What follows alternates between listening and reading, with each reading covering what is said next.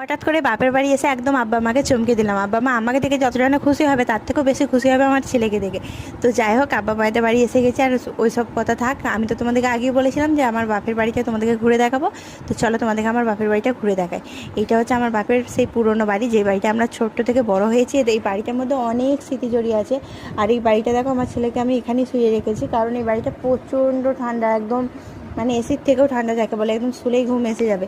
আর তারপরে তো একটা পাকা বাড়ি আছে, যেটা আমার আব্বা নিজের উপার্জনের টাকায় করেছে। তো বাড়িতে ঢুকতে এই কোণে আছে, যেটা আমার আব্বা যা কাজ আর কি, যেগুলো বিক্রি করে সেগুলো রাখা আছে। তো এইদিকে একটা ছোটো মতো কিচেন আছে, যেখানে আমার মা রান্না করে। আর একটা ছোটো মতো শোয়ার ঘর আছে, যেখানে আপাতত আমার আব্বা মা থাকে, আর আমরা যখন আসি আমরা থাকি।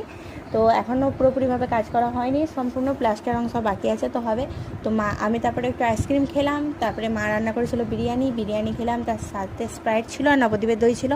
তো নবদ্বীপের দই আমার অতটা ভালো লাগে না, তো আমি স্প্রাইট খেলাম, আর দইটা তোমাদেরকে এমনি দেখালাম।